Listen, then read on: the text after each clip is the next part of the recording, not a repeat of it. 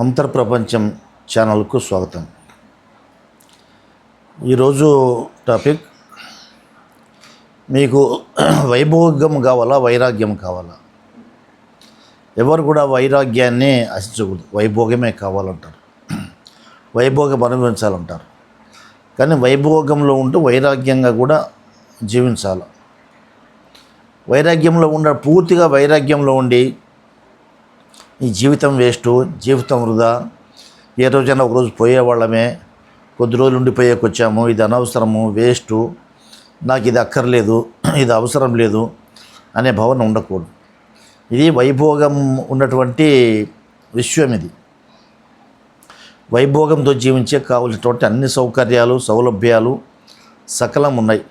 దుఃఖము, సుఖము, రుచులు, ప్రపంచము, వస్తు సామాగ్రి, ప్రయాణము, కమ్యూనికేషన్స్, రవాణా వ్యవస్థ, బంధుమిత్రులు, పంచభూతాలు, పక్షులు, చెట్లు, వృక్షాలు, జీవజంతువులు, ఇల్లు, వాకిలి, వాహనాలు ఎన్ని ఉన్నాయి, రైళ్ళు, బస్సులు, ఆటో ఎన్ని ఉన్నాయి, సెల్ ఫోన్లు, సినిమాలు ఎన్ని ఉన్నాయి, అన్నీ ఉన్నాయి. కాబట్టి అన్నీ అనుభవించడానికి వచ్చాం. వైరాగ్యంగా ఉండి సన్యాసిలాగా ఉండడానికి రాలేదు, అన్నీ అనుభవించాలి.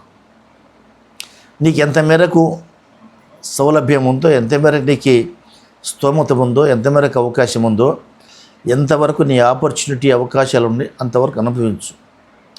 ఇవంతా అయిపోయిన తర్వాత ఇదంతా వేస్ట్ జీవితం అనుకొని సన్యాసిలాగా ఉంటూ, సాధువులాగా ఉంటూ, సంసారాన్ని పరిత్యజించి కుటుంబాన్ని వదిలిపెట్టి పోయావనుకో, వయసు అయిపోతే, కాలం అయిపోతుంది.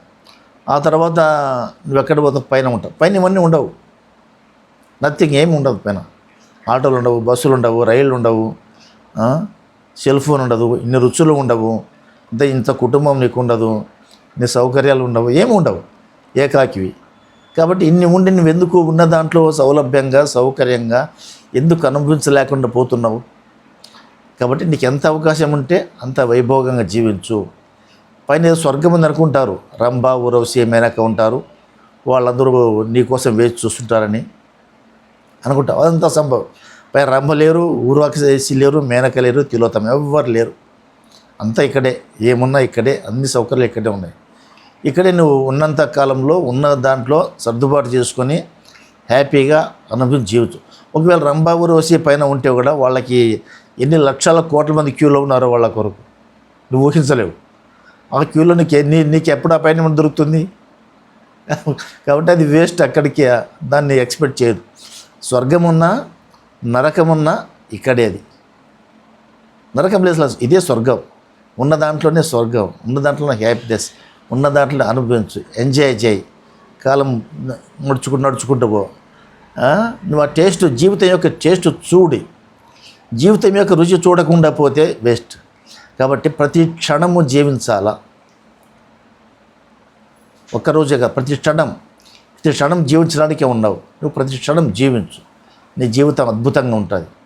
ఆ విధంగా నీవు జీవితాన్ని కొనసాగించాలి. కాబట్టి ఈ సబ్జెక్ట్ గురించి మళ్ళీ తెలుసుకుందాం. ఈ సబ్జెక్ట్ మీకు నచ్చితే సబ్స్క్రైబ్ చేయండి, షేర్ చేయండి, లైక్ చేయండి.